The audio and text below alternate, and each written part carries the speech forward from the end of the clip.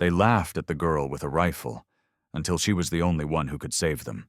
Staff Sergeant Ruth Dust Calloway lay motionless on the ridge above Camp Kestrel, Corin Province.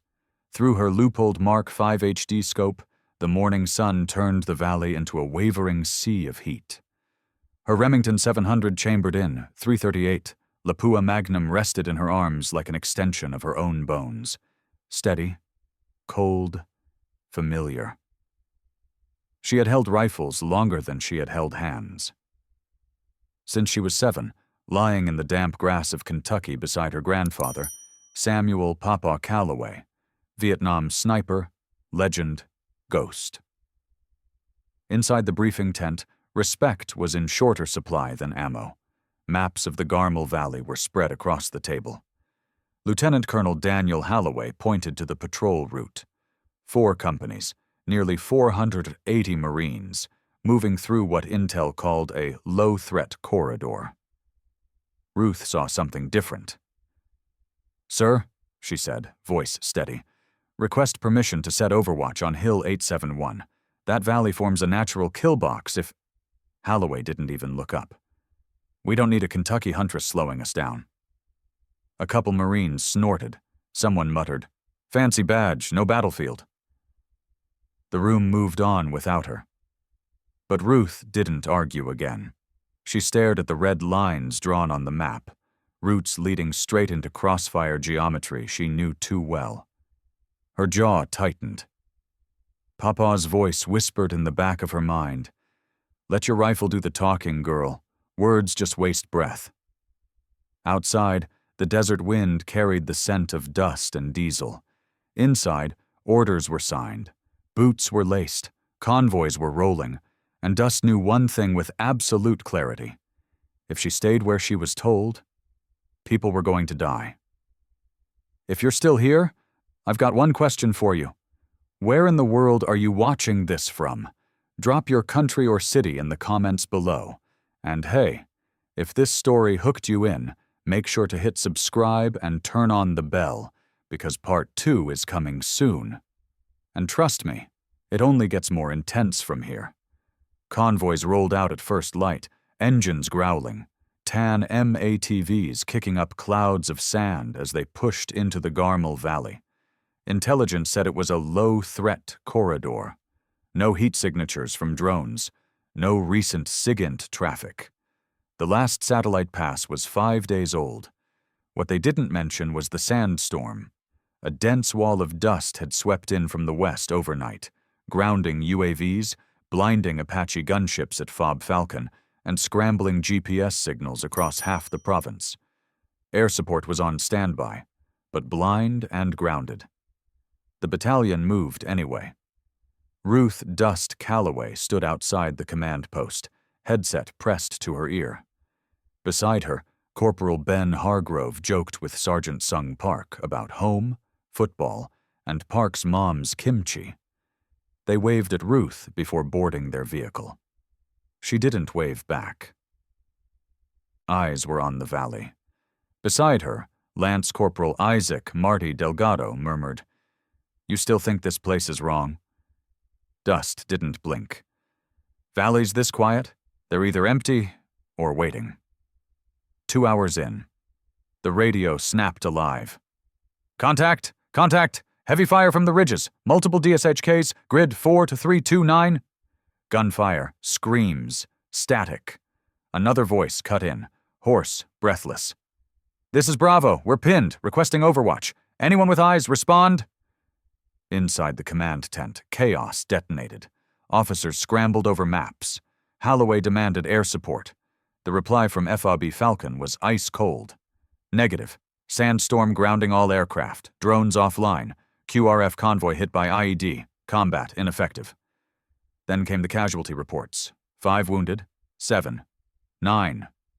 Then, Corporal Benjamin Hargrove, KIA. Sergeant Sung Park, KIA. Dust didn't cry.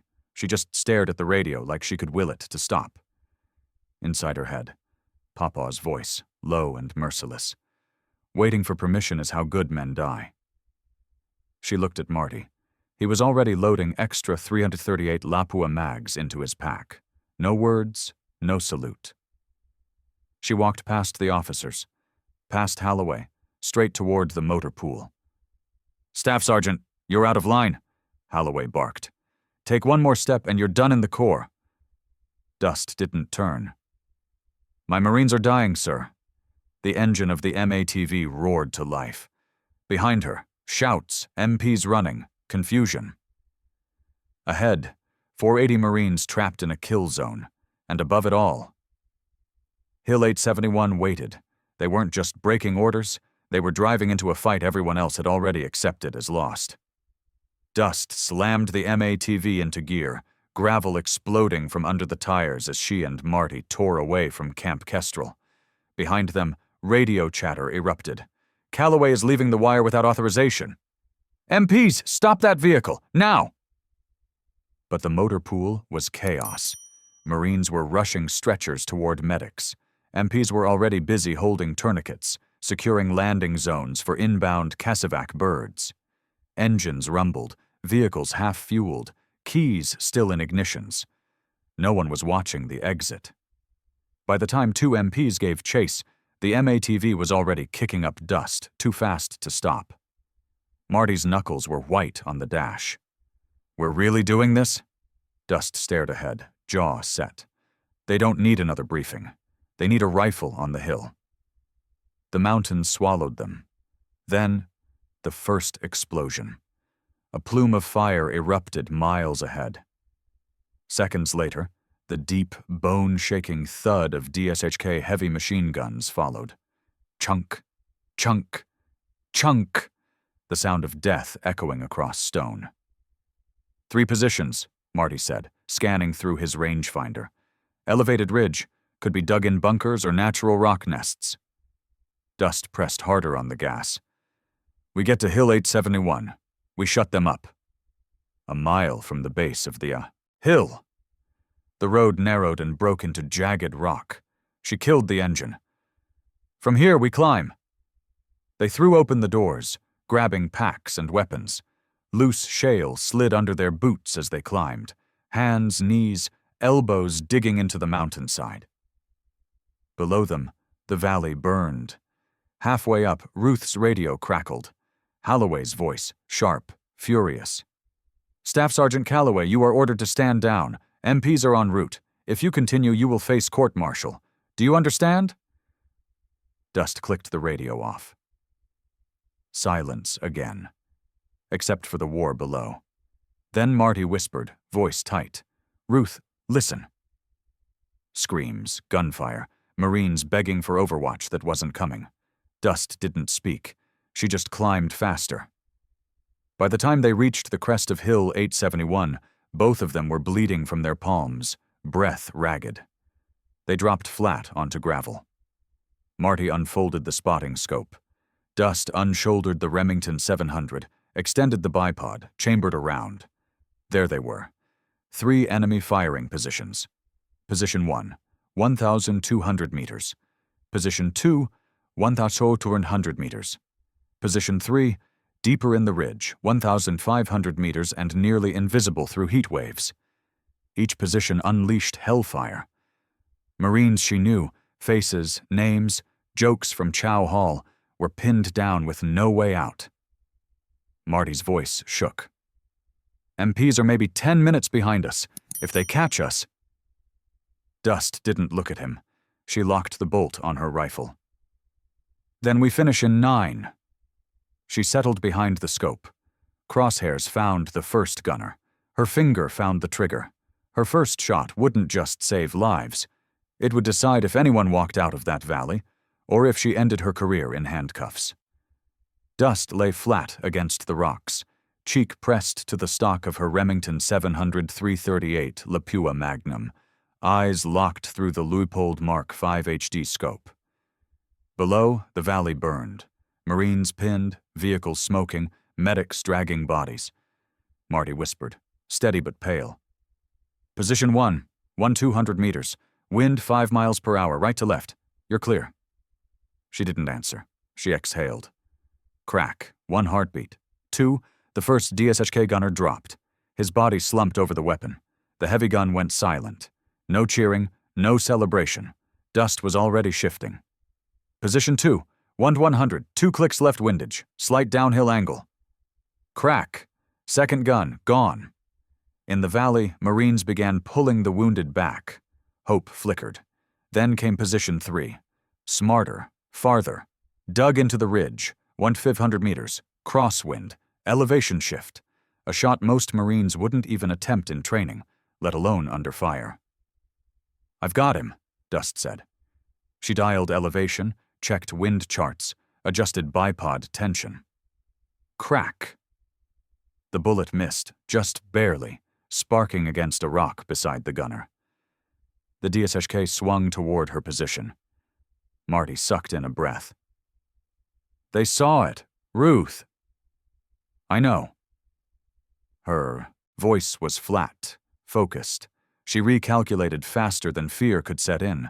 Crosswind increased. Adjust 0.4 mils left. Humidity shift. Barrel heat compensation. Heartbeat. Slow. She fired again. This time, the gunner jerked backward. The DSHK went dead quiet. But before relief could settle, radio chatter exploded. "Multiple hostiles advancing, RPG teams on the ridge. PKM squads relocating, sniper fire detected from Hill 871. They're reinforcing, full assault incoming." Marty's voice was barely a whisper. "Ruth, we woke the whole hornet's nest. MPs are 5 minutes out. We're outnumbered." Dust reloaded, her shoulder bruised and bleeding, but her hands didn't shake. She didn't look at him when she said, "Then we shoot faster." Below them, war didn't end. It evolved. The valley was quiet, but it wasn't peace. Smoke curled from burnt M-ATVs. The smell of cordite and blood hung in the air. Dust lowered her rifle for the first time, shoulder bruised purple-black, hands raw and trembling. Below, Marines moved like ghosts, some carrying the wounded, others carrying the dead. Boots thundered behind her. Military police. They came up the ridge with weapons drawn, but froze. Lieutenant Colonel Calloway pushed past them, breathless, dirt smeared across his uniform. He didn't yell. He just looked at the battlefield below, at medics kneeling beside body bags, at Marines who were alive because of a choice he hadn't made. His voice was low, almost breaking. "You disobeyed a direct order." Dust met his eyes. "Yes, sir." A long silence, wind, helicopter blades somewhere in the distance. Then he swallowed hard, looked again at the men boarding the medevac birds, still breathing. "And you saved what was left of my battalion." He didn't smile, didn't salute. He just held out his hand, slow, heavy, like it cost him something to do it. Dust hesitated, then took it. 3 months later, after the formal investigation. No cameras, no speeches, just rows of clean uniforms inside a hangar at Camp Pendleton, folded flags, empty boots, 17 names read aloud. Ruth "Dust" Calloway stood at attention as Lieutenant Colonel Calloway pinned a bronze star with valor to her chest. The inquiry had cleared her of all charges, stating her actions violated protocol but preserved over 400 American lives. At the back of the room stood her grandfather, Samuel "Papa" Calloway. The Corps had flown him from Kentucky when they knew she'd survived. His eyes were wet, but his stance was steady, as if he'd been holding his breath for months. Dust didn't look at the medal. Her eyes were on the empty seats where Ben Hargrove, Sung Park, and others should have sat. Their names pressed against her chest harder than any ribbon ever could. Papa rested a hand on her shoulder. "You did right, girl. Right ain't always easy, but it's still right."